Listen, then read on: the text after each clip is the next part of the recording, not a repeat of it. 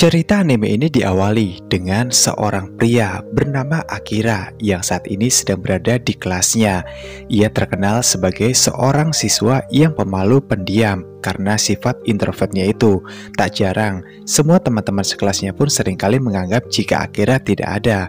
Sebenarnya Akira sangat senang membaca sebuah novel isekai kesukaannya daripada harus mengobrol bersama dengan teman-temannya yang lain di kelas. Kemudian setelah itu, pada saat situasi tenang, tiba-tiba saja muncul sebuah aura hitam yang dimana diikuti dengan sebuah lambang portal menuju dimensi waktu. Tanpa sadar dan tanpa sengaja juga, semua siswa pun lalu tersedot ke dalam portal dimensi waktu tersebut yang menteleportasi mereka pada dunia dimensi lain, yaitu isekai. Semua siswa dan siswi saat ini sudah berada di sebuah kerajaan, tentunya di dunia fantasi yang lain. Dan di sana lalu ada sosok kakek-kakek berkepala perontos seperti kakek kura-kura. Ia menjelaskan di sini jika mereka semua sengaja dipanggil datang ke sini karena dianggap sebagai sosok para pahlawan yang akan membantu kerajaan di negeri ini. Kakek tua itu juga menjelaskan nantinya mereka semua akan dihadapkan kepada sang raja yang bernama Morgan bersama dengan putrinya yang memimpin kerajaan sekarang. Tentunya hal itu pun membuat siswa menjadi bingung. Lalu kemudian kakek kura-kura itu pun benar-benar menepati perkataannya. Sang raja pun akhirnya datang menemui mereka. Singkatnya, dari sinilah para siswa diminta untuk maju ke hadapan sebuah bola kristal untuk melihat bakat kemampuan yang mereka miliki satu dan yang lainnya. Nantinya dari semua siswa, ada salah satu siswa paling spesial yang akan ditunjuk menjadi seorang pahlawan agung. Tanpa membuang waktu, seorang murid pun langsung menawarkan diri untuk diperiksa pertama kali kekuatan apa yang ada dalam tubuhnya.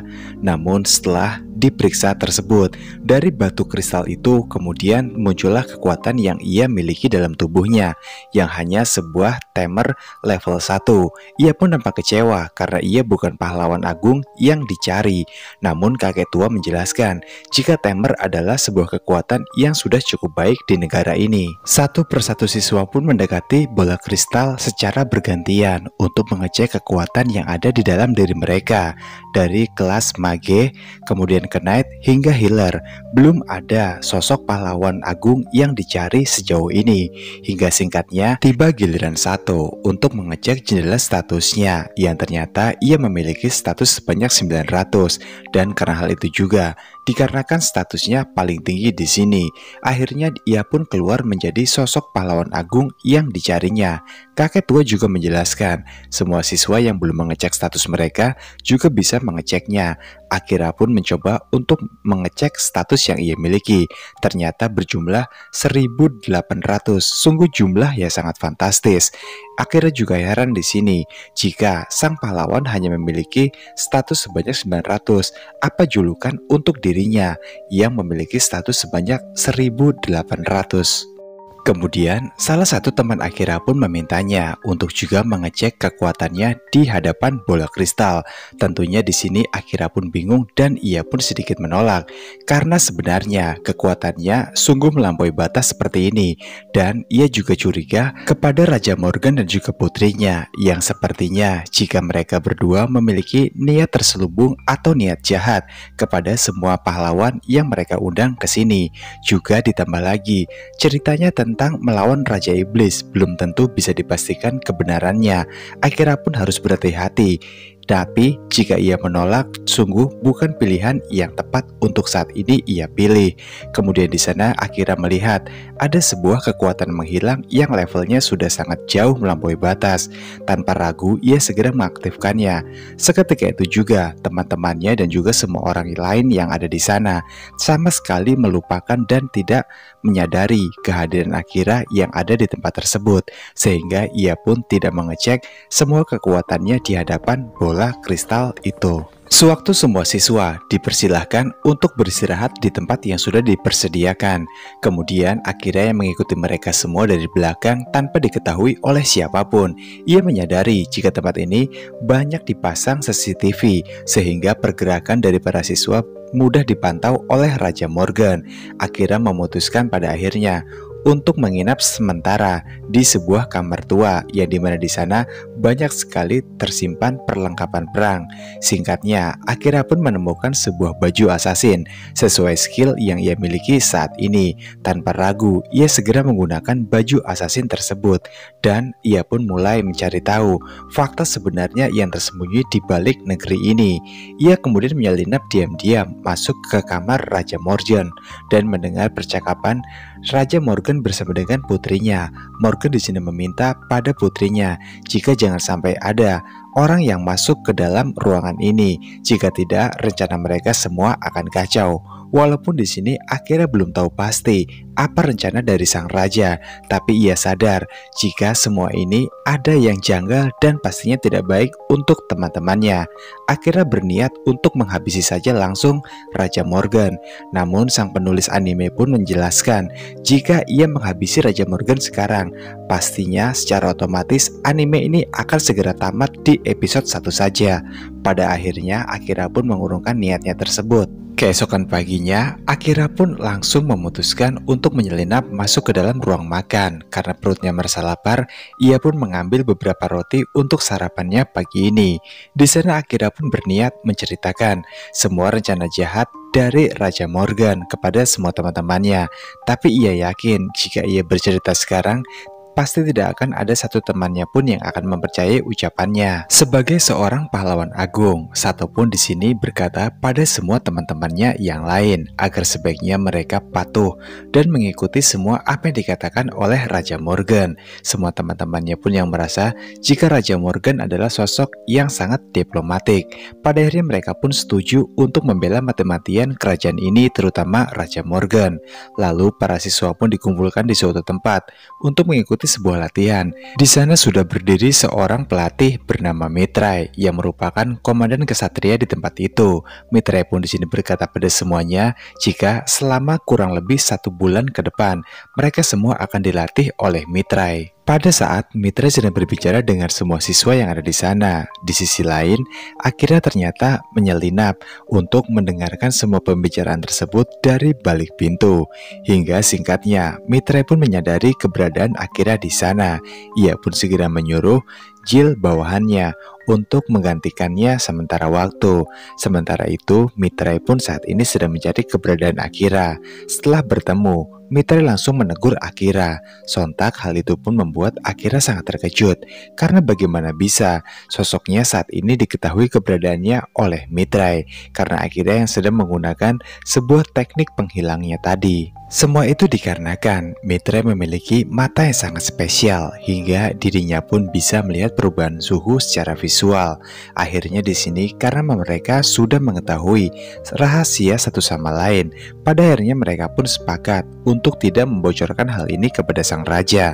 Lalu Mitrai pun mengajak Akira untuk berlatih di sebuah tempat yang memang sudah dipersiapkan secara khusus oleh Mitrai. Sementara teman-temannya yang lain dilatih oleh Giles, sementara Akira sendiri dilatih langsung oleh Mitrai. Beberapa hari kemudian, sewaktu mereka berdua sedang berada di sebuah ruangan yang sama. Kemudian setelah itu Akira pun langsung memberikan sebuah buku yang berhasil ia temukan di sebuah tempat. Dan di sana tertulis kata-kata Mitrai. Akira yakin jika buku ini memanglah milik Mitrai. Terlebih lagi jika buku ini berisi tentang kudeta dari kerajaan yang akan diselenggarakan oleh Mitrai. Barulah di sini Mitrai mengaku sebenarnya ia bersama dengan para knight yang lain sudah tidak suka dengan keputusan dan kepemimpinan dari raja kali ini, dikarenakan raja yang sekarang adalah sosok yang tidak tahu diri. Ia suka untuk mengorbankan apapun demi ambisi pribadinya. Hal itu pun membuat Mitrai dan yang lain sudah sangat muak dengan sang raja. Tapi masalahnya, untuk dapat melengsarkan sang raja dari tatahnya sekarang, Mitrai tidak bisa bergerak seorang diri. Terlebih lagi teman-temannya juga tidak terlalu bisa untuk diandalkan. Ia sangat membutuhkan bantuan dari seseorang assassin seperti Akira.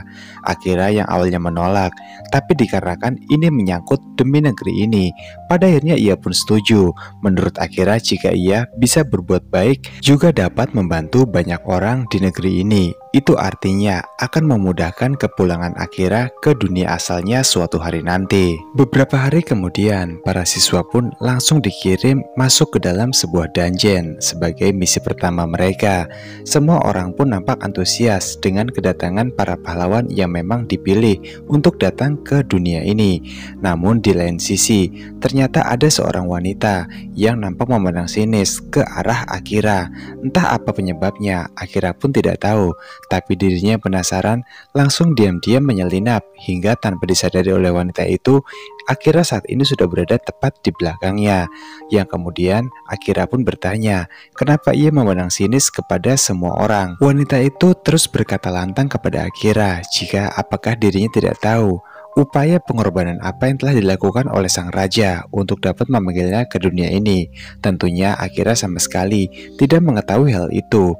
Wanita itu malah menyuruh Akira untuk mencari tahunya sendiri. Walaupun pikiran Akira masih dipenuhi dengan tanda tanya besar, tapi ia tetap harus melanjutkan perjalanannya untuk menuju ke dalam sebuah dungeon. Singkat cerita, saat ini cerita pun sudah berada di dalam dungeon. Di sana semua teman-teman Akira rupanya sudah langsung diserang oleh monster-monster penjaga dalam dungeon itu. Melihat semua teman-temannya yang dalam keadaan bahaya, Sato pun di sini hanya bisa berputus asa karena ia menganggap sebagai seorang pahlawan agung yang terpilih, tapi ia sama sekali tidak becus dalam menjaga semua teman-temannya dengan sangat baik. Yang kemudian di sana, Akira kemudian menyadari ada sesuatu yang tidak beres pada Sato. Lalu ia meminta temannya mengeluarkan sebuah sihir, dan ternyata benar jika Sato saat ini sedang diselimuti oleh sebuah kutukan. Setelah kutukan itu terlepas, Sato pun teringat dengan sebuah bom yang diberikan oleh sang putri, yang dimana menurut putri jika bom ini akan berguna untuk digunakan oleh Sato. Tapi sayangnya, sewaktu Sato melemparkan bom itu ke arah para goblin, tiba-tiba saja bukannya goblin itu malah mati, melainkan malah berevolusi menjadi sosok miniatur. Menggunakan pedang miliknya, Akira pun langsung maju dan menusuk tepat di bagian leher miniatur tersebut. Tapi sayangnya kulitnya terlalu keras hingga membuat pedang Akira pun hancur seketika. Tentunya hal itu pun membuat semua orang menjadi panik. Mitrai kemudian menyarankan pada Akira untuk sebaiknya mundur sejenak, dan kemudian Akira pun berkata pada Mitrai jika ia ingin menggunakan sebuah skill yang pertama kali ia dapatkan. Lalu Mitrai pun menyetujuinya. Singkatnya, Mitrai mengeluarkan sebuah kekuatan petir dari balik pedangnya. Kemudian setelah itu Akira pun bersiap menyerang miniatur tersebut menggunakan kekuatan menghilang yang ia miliki. 我らを阻む影魔法起動